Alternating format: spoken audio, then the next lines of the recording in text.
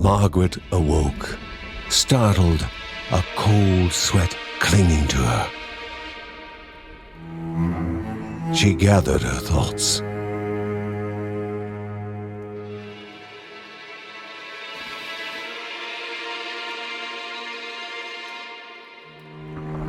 Aged wood creaked, echoing through the quiet rooms.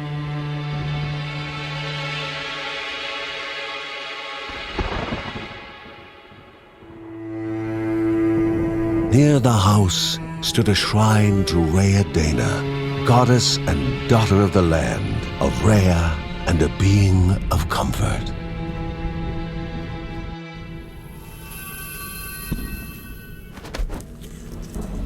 Margaret sought answers. But the goddess did not speak. There was only the faint whisper of something dark, something hungry.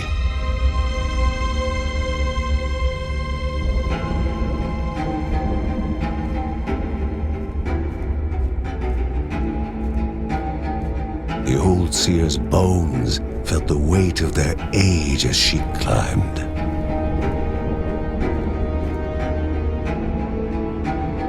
The only thought on her mind, has it begun again?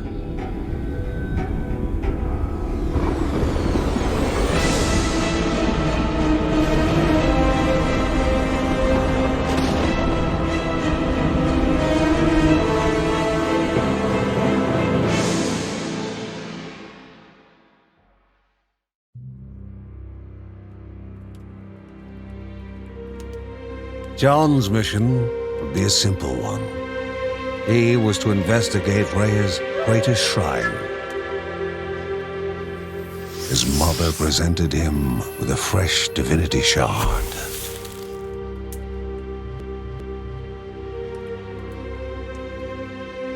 From his brother came a newly sharpened sword.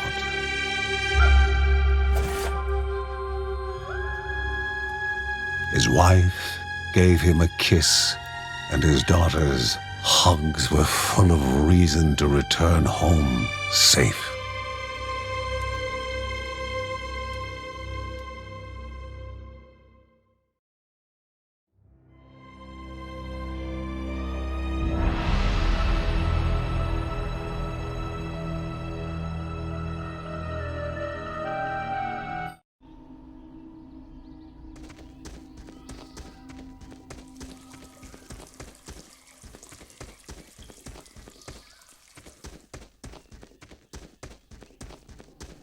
Rhea, a land long forgotten, a place of unimaginable beauty.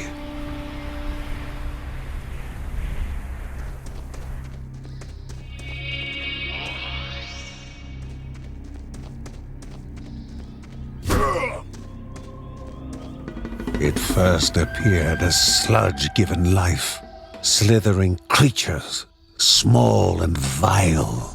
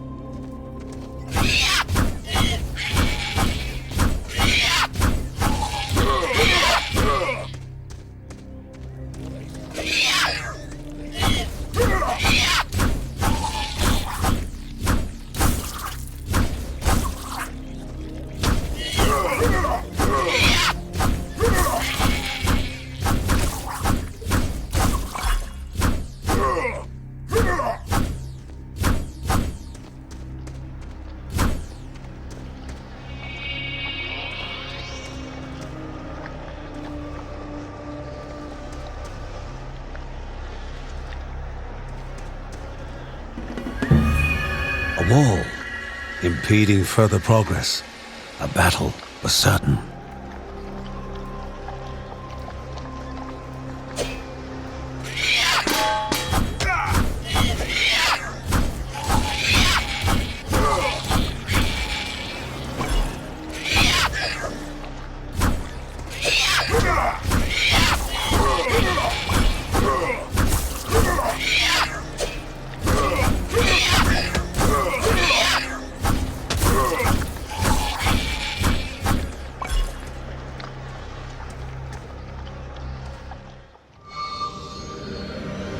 Vanished by light itself, the corruption abated, leaving the shard cold in hand, dark, in need of life.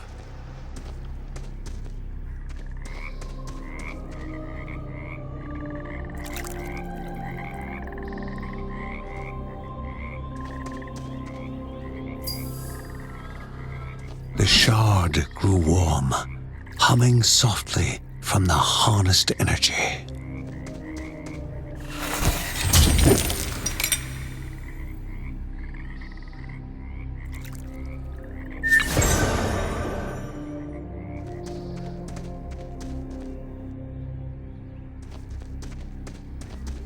Before him was now one more dangerous than those that came before.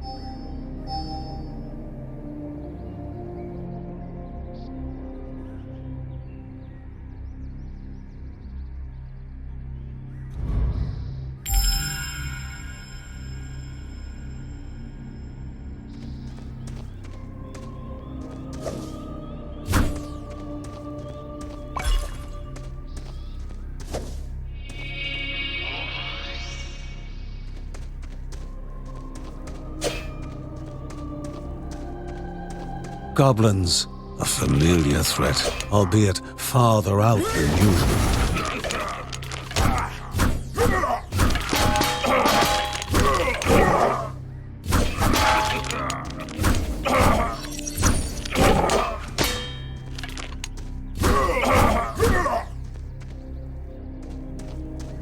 Magnificent, but dangerous, a land of love found and of love lost.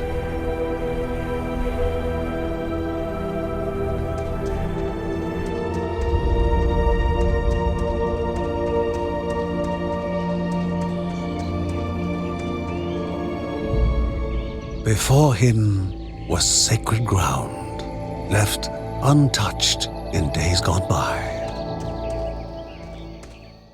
Remaining calm and collected, the shock of his heart-skipping beats was concealed in expert fashion. Before him stood Linda, his eldest daughter, with bow and quiver at the ready, determined to do her part.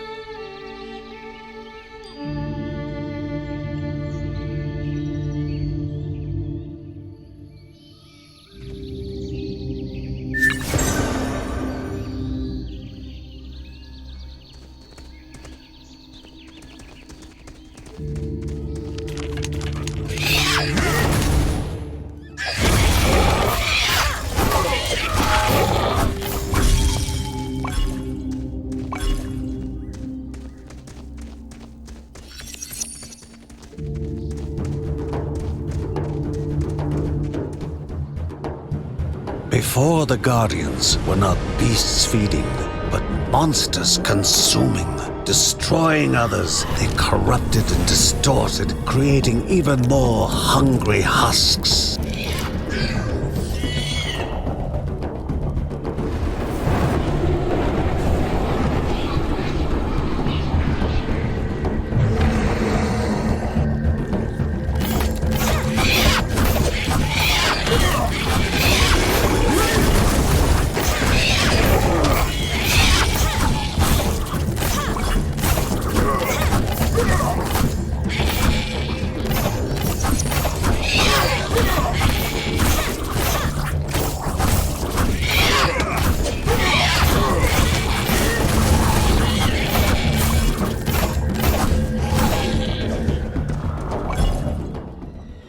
Both father and daughter gathered their thoughts, their hearts heavier than before.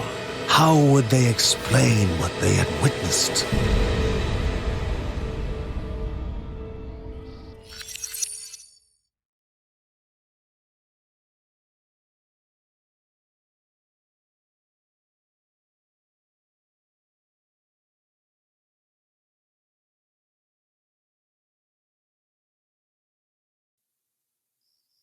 The ancient tree had been cut down. Together, father and daughter described the horror, the creatures dripping with decay that slithered into bodies stuck between life and death to bolster their ranks. Grandma Margaret confirmed what they all feared. It was the corruption, a cruel entity spoken of only with hushed voices, an ocean of darkness that flowed from the top of Mount Morta. And the Bergsons' duty was to stand against this devouring deluge of death. Kevin was also eager to do his part in the family's fight, especially when his older brother Mark was off somewhere. He was as much a guardian of their mountain home as any of them. She stood. If they were to reach the summit and destroy this evil, as the Bergsons of old had done in the past, they would need the assistance of the sanctuary.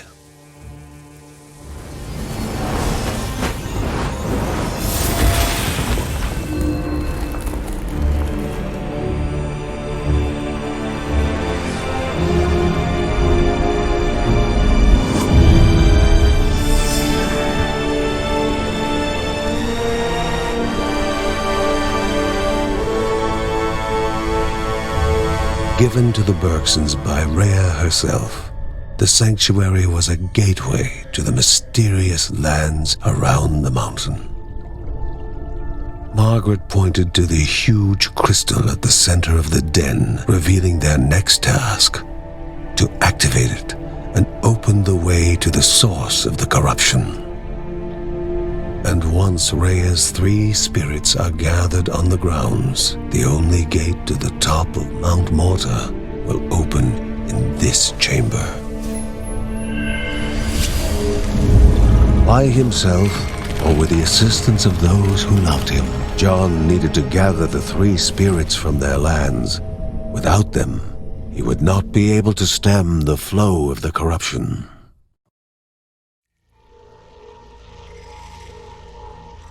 Halls of Anaidia must be here, or she needs to be found.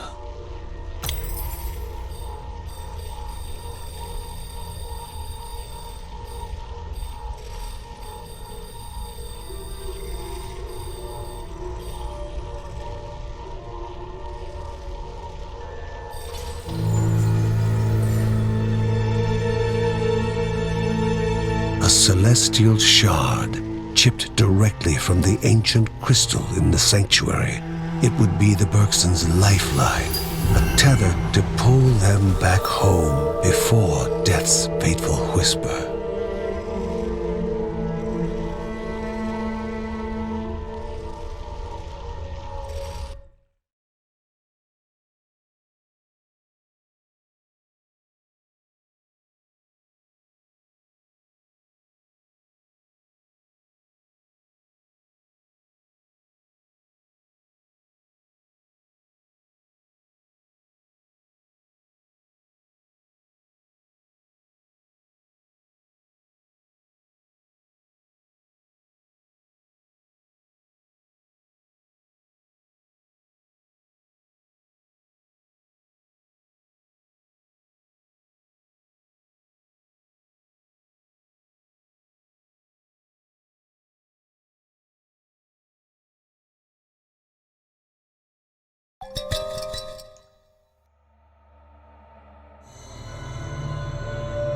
Filling the winding tunnels of the silk-covered caves, the acrid taste of poison lingered in the air. Spiders. Linda told herself it was only target practice. As she readied her bow, they must find the spirit deep within the caves.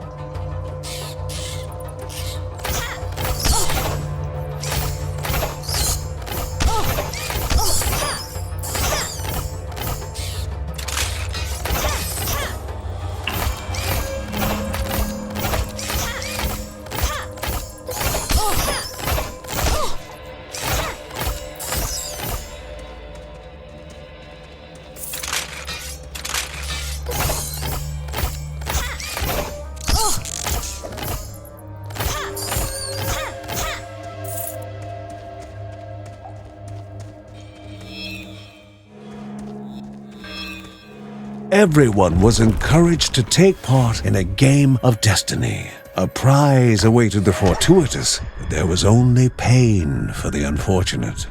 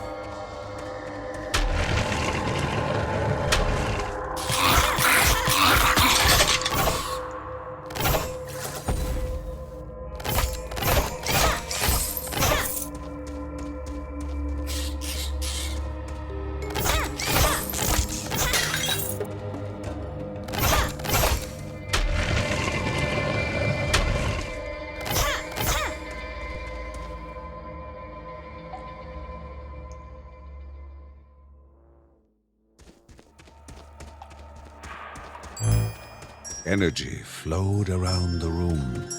Before the hero, an object of the divine.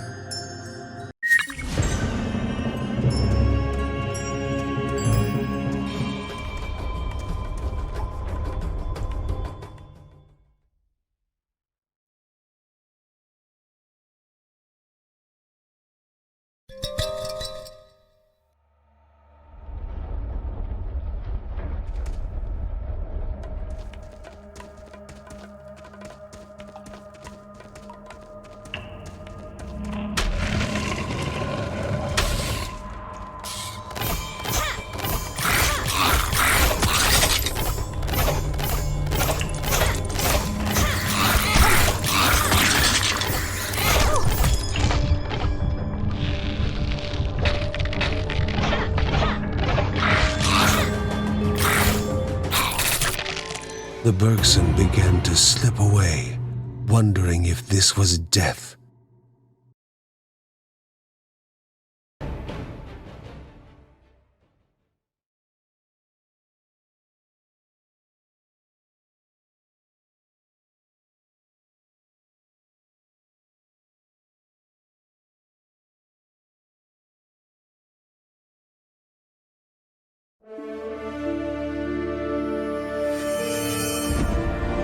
They gasped for air as the celestial shard brought them back, a sensation no hero could become accustomed to.